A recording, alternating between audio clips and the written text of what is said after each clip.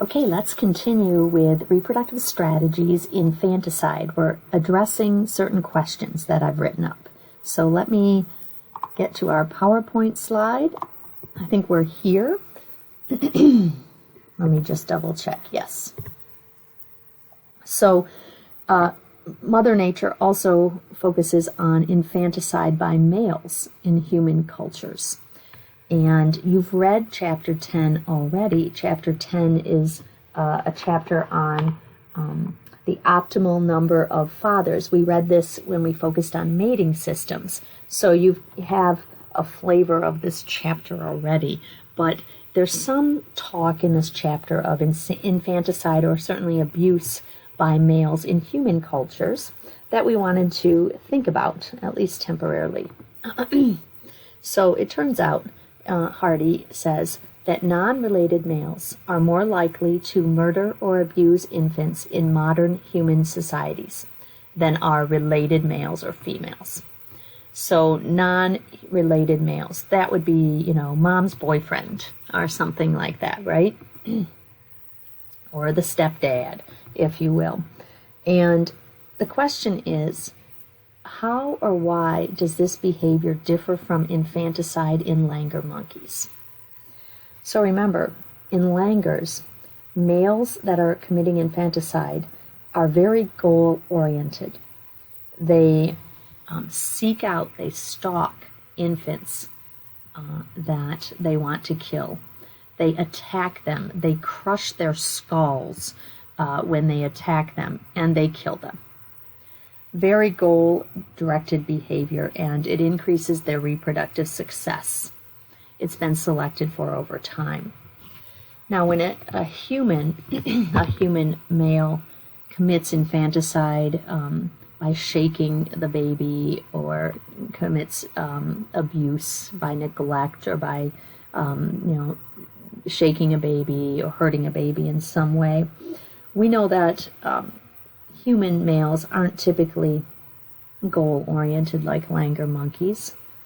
Their motivation is very different. They're not purposeful. They purposefully attacking an infant.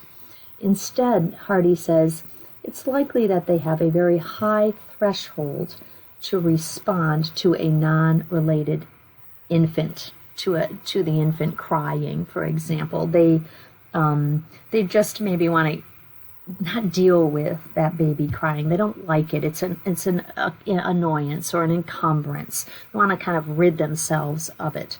And this is probably, their behavior is probably not selected for. It's certainly, think about this in modern society, but even over evolutionary history, this doesn't seem like behavior that would enhance his reproductive success. Chances are he's going to fall out of favor with the female whose infant was hurt or killed.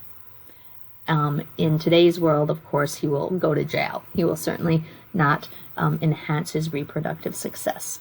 So we think that, or Hardy thinks that in current societies, abuse of infants like this really probably stem from not adaptive behavior, maladaptive behavior, the fact that males have what she calls, I love this language, emotional earplugs, where they basically males have a higher threshold for responding amicably or in a friendly way to infants that they're not related to.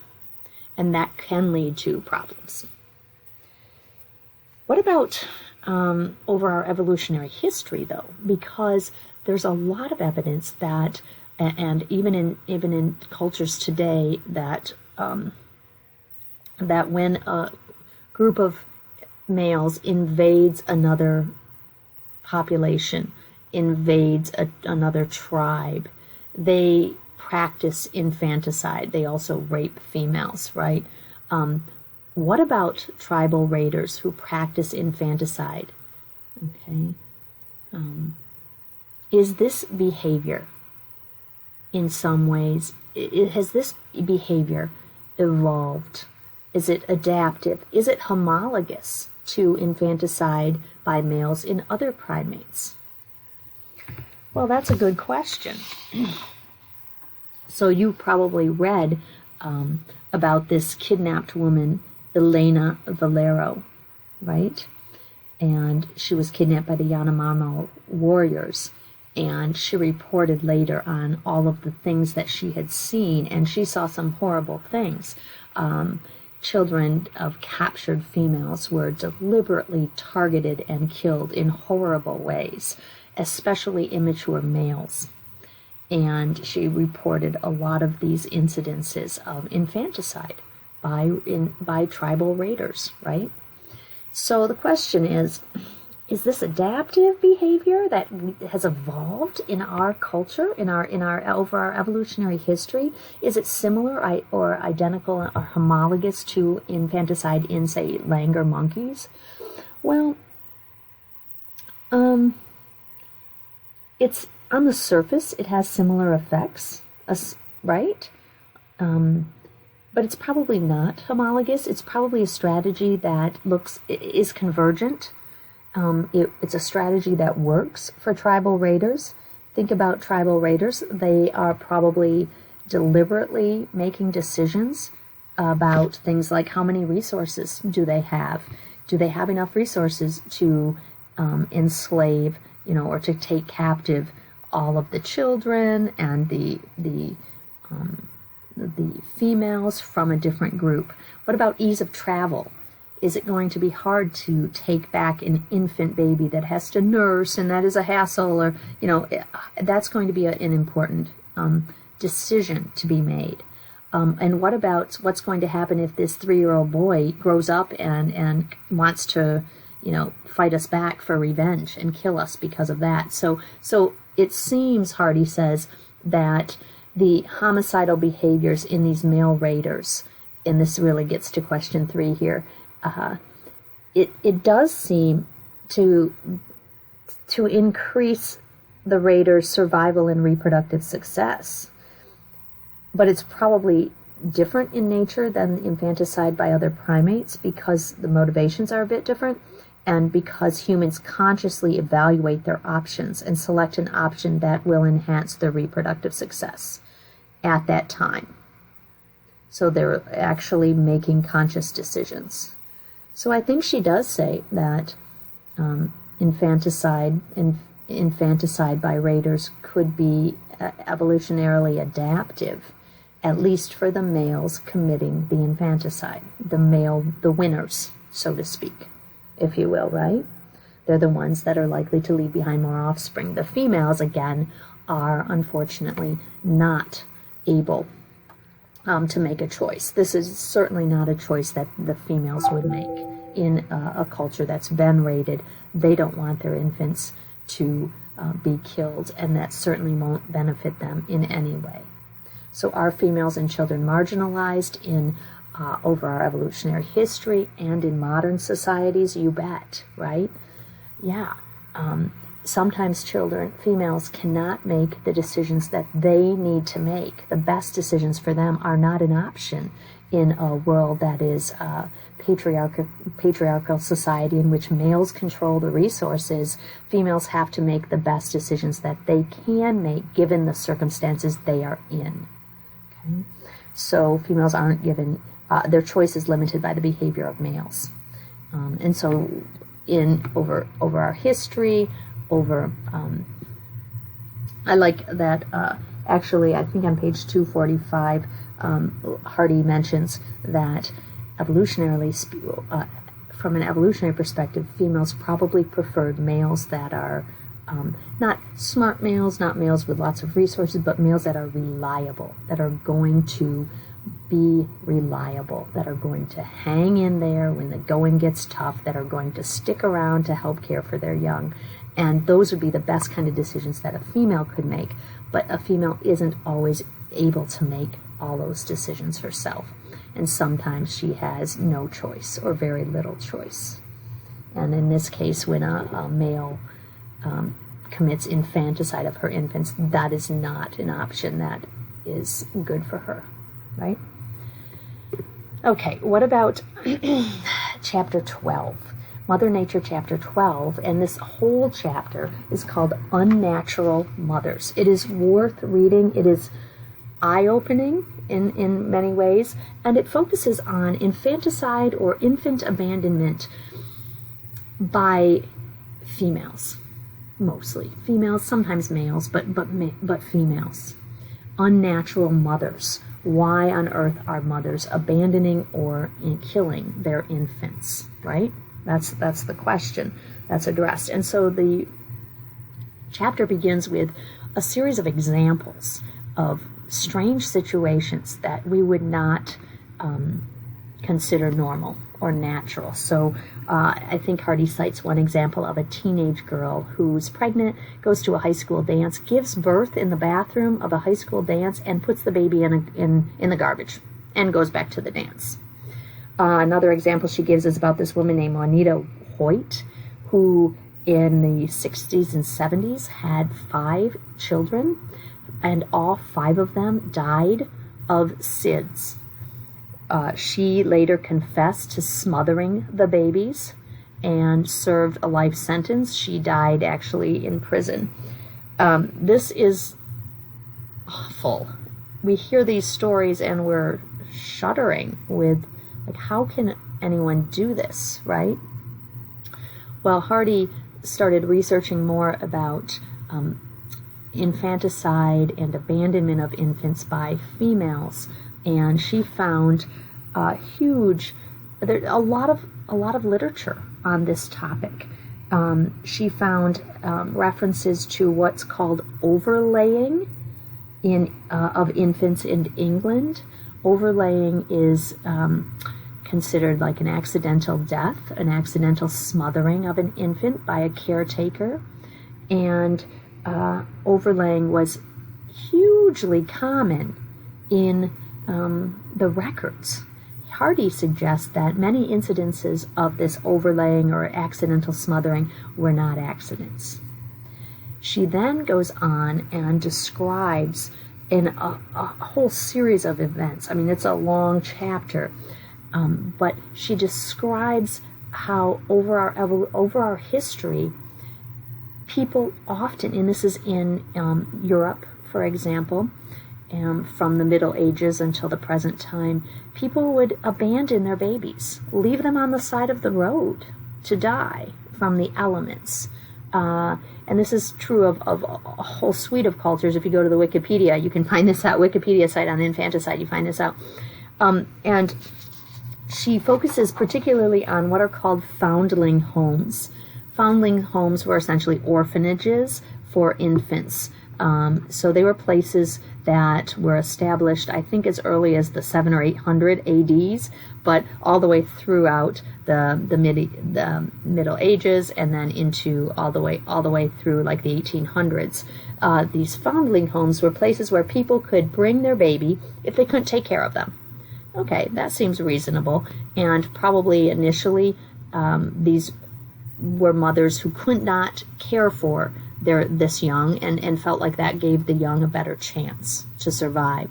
Well, what Hardy documented was in Russia and in Europe, these foundling homes had absolutely horrendous records of mortality of infants, rates of mortality that were anywhere from 40% to 70% to 90% mortality in a foundling home or more. And so, and also how many infants went to these, how many people dropped their babies off, if you will, at these foundling homes. Millions, says Hardy, page 303, millions of babies were dropped here, essentially as parents knew that these babies would die. It wasn't infanticide, it was abandonment, but abandonment that would certainly lead to the death of a baby, or very close to certainty. And that's shocking. It's shocking that there are so many incidences, or there have been, over relatively recent history, of females abandoning their babies. So the question really becomes, why? Why are so many females abandoning babies? And Hardy, and the question is, Is it an adaptive trait? Is it something that's been selected for, this abandonment of babies? Well, this is what Hardy believes, and I've got some words written down here that I want to read. Hardy believes that mothers abandon babies when they must terminate their commitment or investment due to the circumstances they're in. Sometimes mothers abandon or practice infanticide when they can't abandon their babies. So Hardy says this is an extreme, one extreme of the continuum of how mothers care for young, right? So you've got total commitment on one side and abandonment or infanticide on the opposite side, okay? Terminating investment. It's their only choice, Hardy says. Their only choice. And it's obviously a very difficult topic to even discuss, that this would be a choice that has been selected for over time, abandoning a baby as something that's selected for. This seems very unnatural to us, right? But Hardy says sometimes circumstances such as being very poor, being very young, having a longer reproductive life ahead of them, abandon now, maybe you'll be in better situation later, so to speak. People who didn't nurse their babies right away, didn't make that connection, were more likely to abandon. So under some circumstances, circumstances of war or terrible times, for example, in the 1930s, in one Bolivian village, Hardy reports that nearly every female in the village committed infanticide during this 1930s period because of horrible war happening. And so I think Hardy is saying that infanticide or abandonment of infants by mothers isn't adaptive, but it may be the only choice she has. And that may allow her to survive. When she survives, she can possibly breed again. So it's certainly not in her benefit to abandon, right? But in some circumstances, it may be the only option available.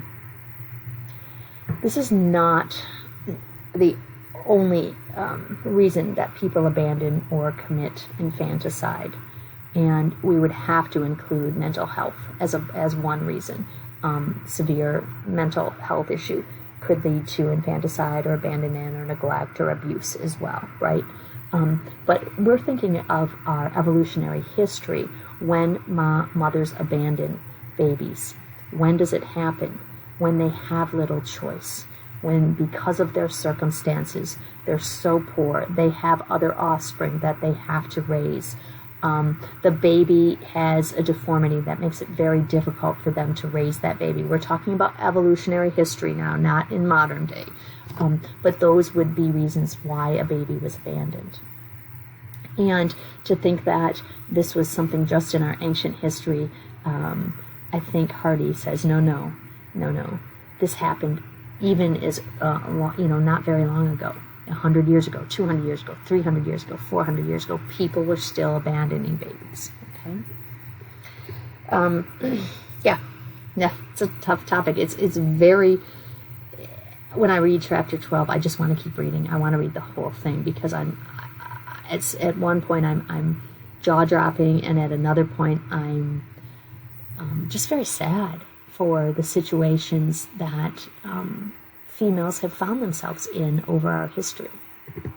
Okay, one more quick topic, and that comes from Mother Nature, chapter 19, and this is a focus on siblicide, when siblings attack each other and kill each other.